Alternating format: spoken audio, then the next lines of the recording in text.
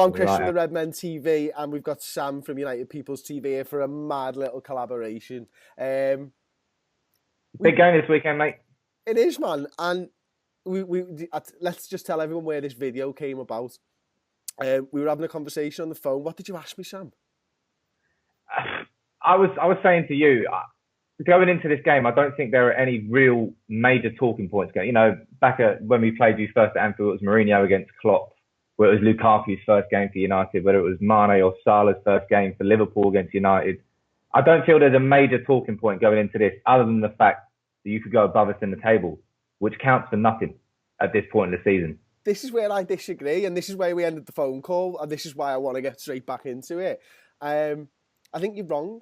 I think Liverpool showed dominance over Manchester United in the Premier League last season. I think Liverpool want to show that dominance over Manchester United in the Premier League again this season. Now, maybe for you guys, that doesn't matter, but for me, it does, and I think Liverpool can go ahead of Manchester United this weekend, and you just won't catch us again.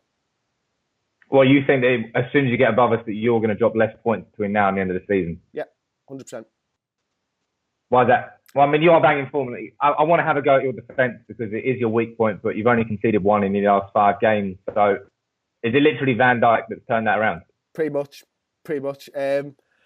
Listen, Luis Karius has to come in for a lot of credit as well. And to be fair, Jurgen Klopp rotating centre-backs every week alongside Virgil van Dijk, depending on the type of team that we've got upcoming. You know, Matip's been playing against teams where we're expected to sort of have a lot of possession. Lovren's been coming in for the games where we're expected to defend a little bit more, and that kind of suits us. Robertson's been brilliant at left-back since he's got into the side. Trent Alexander-Arnold, but Luis Karius has really grown into it, and for a Liverpool fan, you know, who didn't particularly like Luis Karius, over the last 8 weeks since he's been made number 1, he's starting to get better and better and better.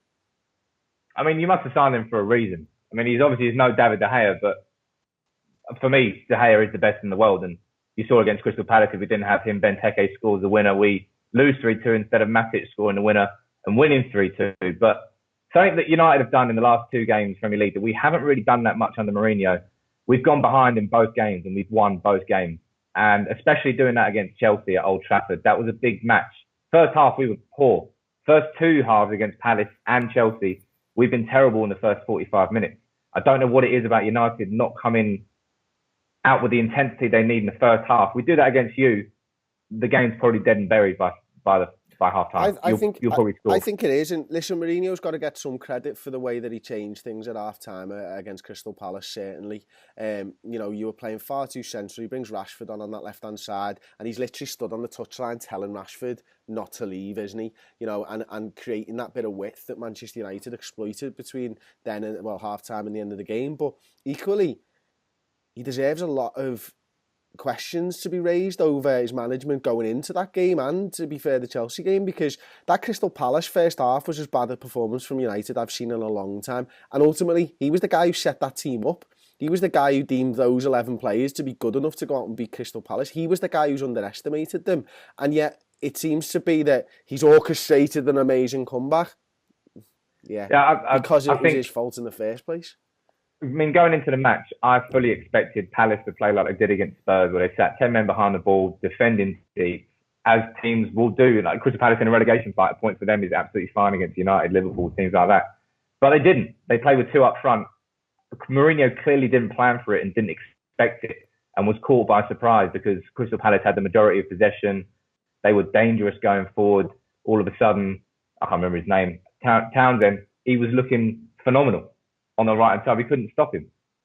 They took the deserved lead, and then that second goal was schoolboy, absolutely schoolboy, to come from a quick free kick. But the team itself was something I'm a bit curious about, as to find out the reasonings behind it, is because in Mourinho's post-match press conference in the Crystal Palace game, he was saying that he was surprised at the lack of pressure his players were putting on the Crystal Palace team, which indicates to me, not knowing what's going on, that he's telling his players to press, but the players themselves aren't following the instructions.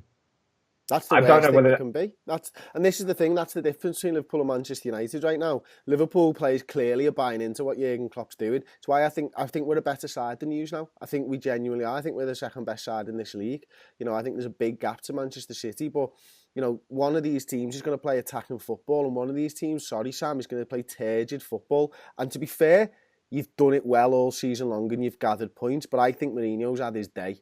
I think the best of Mourinho is behind him and not in front of him. And I think the best from this Liverpool side is well and truly in front of them. I wouldn't say, we played turgid football at times, and I'm not going to lie, in the last two games, in fact, this season, there's been questions about this identity of this Mourinho team, this style of play that you would expect to see week in, week out. It changes week to week, and it's not consistent enough. So in that respect, Mourinho does deserve a lot of questions, but United have improved considerably over the last 2 years. And were it not for a runaway City team, it will probably be us three and then maybe Spurs as well in a chase for this title. United are still in it, but we haven't been playing that incredibly. Sanchez himself has had a pretty slow start since joining from Arsenal, but Lukaku hasn't. People are going to slam Lukaku, but the guy's got 20 plus goals this season. Is it 22 goals, 11 assists, something like that for Lukaku in 40 appearances? Yeah, people will slag him off, and I can understand I understand that football fans do that. I don't understand why they're doing it. It's like football fans keep telling me that Firmino's not that good. Firmino's amazing. Absolutely amazing. And he's the reason that our team plays as well as it does. Salah gets all the plaudits because he scores the goals, but the space isn't there if Firmino's not doing his job properly. And I think, proper football fans understand that. You put Lukaku in the penalty area with the ball at his feet, he's going to come out with a goal. You can't do it too often, can you? Because he's a finisher. That one against Crystal Palace, he fights for it, and he probably should play the ball off, but he gets the goal, and that's what strikers do, isn't it? The thing for me, Sam, is that I just can't see that over the next few years, United are going to be challenging, because you've got buy on talent, and eventually players will want to play as part of a good team. And I think Manchester United have won loads of points this season because of the individual talent that they've got, not because they're a team. And I think all players want to be developed and want to get better and want to play as part of a good team. No, I'm not going to disagree on that. But to say that United don't have the ability to do that next season is completely wrong. I mean, we've seen the hallmarks of a team in certain games. It's just that it drifts. It's clearly Mourinho's philosophy is not clear enough to the players in the same sense that Klopp's is to Liverpool. Very obvious what Klopp wants the players to do. I don't think it's abundant. For 2 seasons now. Yeah, I know he's been there for 2 seasons. I'm not saying. I'm not giving him excuses. Shouldn't he have this philosophy? Shouldn't he have been embedding this since day one? I mean, he signed 7 players. It's his squad. It's his team. Yeah, I know. That's exactly why. If you look at the points tally this year, I'm pretty sure we're doing better than last year. Last year we won the Europa League, we won the League Cup. This year, as I said, if City weren't an absolute anomaly team this year, we'd be competing for the Premier League title.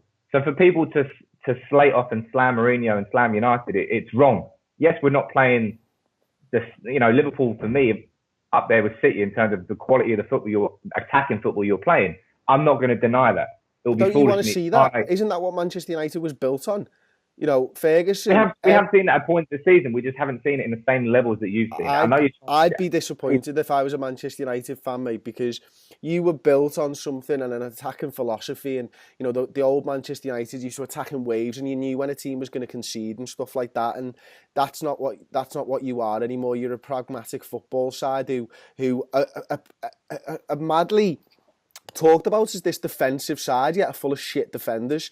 Bailey's a good defender. Valencia's good, in fairness to him. The others, I'm not really that impressed with. They're just a team of individuals getting by. They're just a team of individuals getting by on talent, mate, and that would disappoint me, because if those players had a good manager and a manager that knew how to get the best out of £90 million signings like Paul Pogba, then Manchester United can be a force. What's holding Manchester United back is the manager. I disagree. I completely disagree. United, you say that we're not playing as a team, but we've got, I think, the best defensive record in the league. And yeah, you do play to your strengths. Mourinho is a defensive manager. That's what he built his success on at Chelsea. That defence, when he had Carvalho, you had Terry, you could not get past it for shit. If you score 1-0, Chelsea are 1-0 up, you know that they're going to win 1-0. United don't have that ability. I get nervous. I remember Arsenal at Old Trafford, was it last year? We were 1-0 up, then we went defensive for the last 15 minutes. Giroud equalised in the 91st minute with Arsenal's first shot on target. We put that upon ourselves because that was Mourinho, in his Mourinho style, going defensive at 1-0, taking off an attacker, putting on a defender, and just trying to soak it up for the last 15 minutes. I don't think this United team is capable of doing that. So in that sense, this United team right now isn't capable of reflecting Mourinho's ultimate style, that what he wants. He wants that defence. He's got his sexy attackers. He's got his Sanchez, Lukaku, Martial, Rashford. How long should it take? No, he hasn't recruited well in defence. I think any United fan will admit that.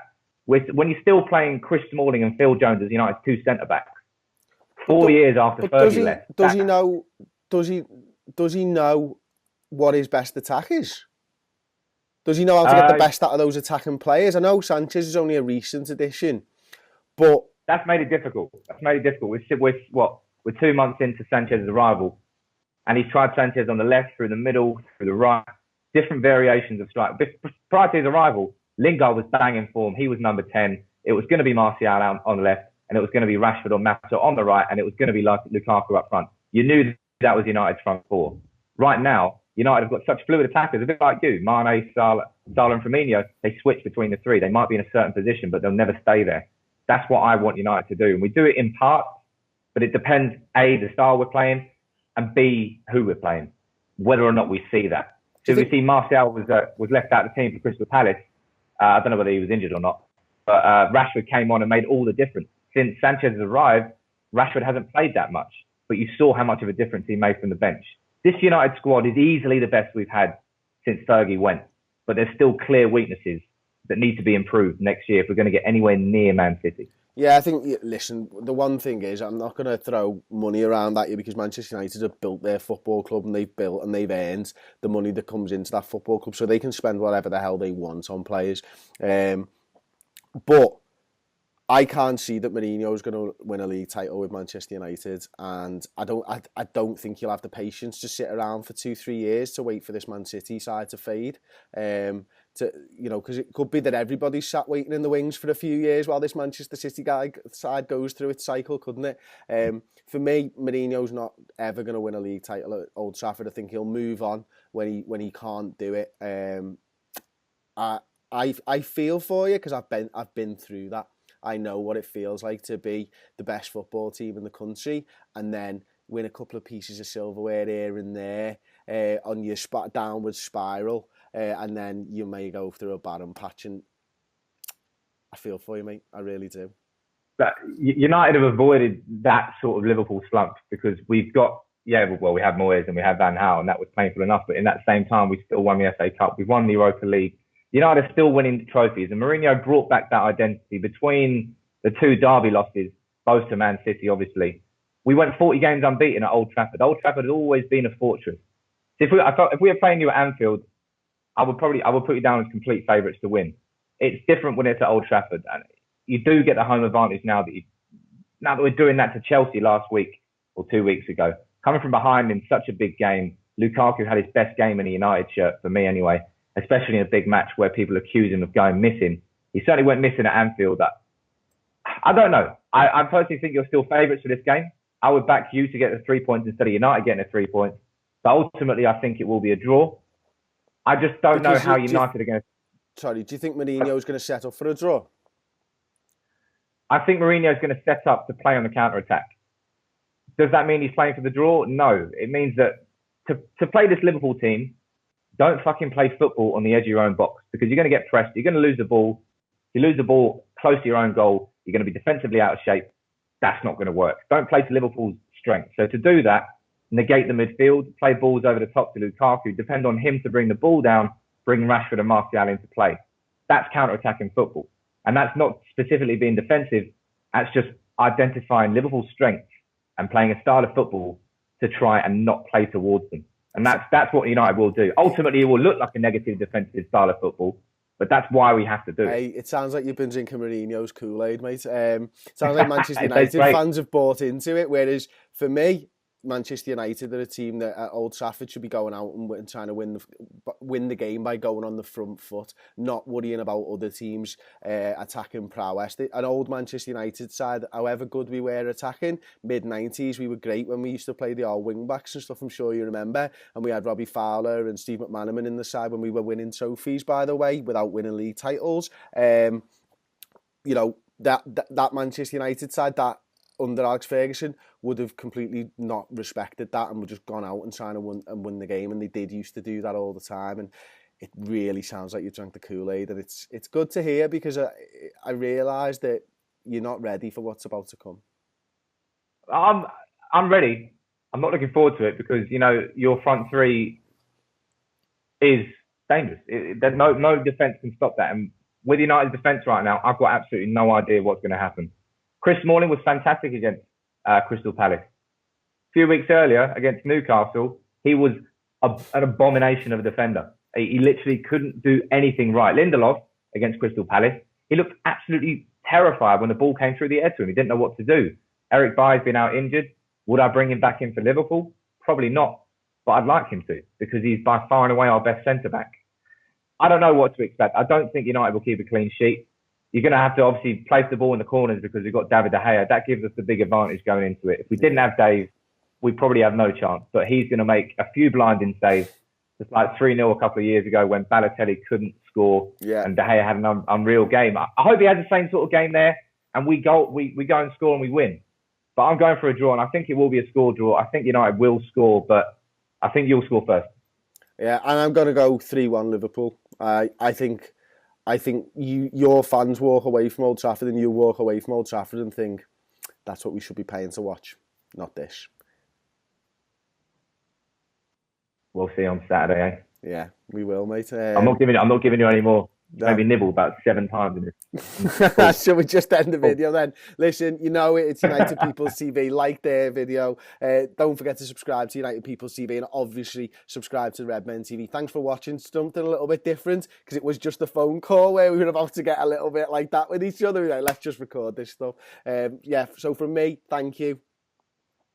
And from me as well. And I would say good luck, but you might be lying. Sounds. See you later.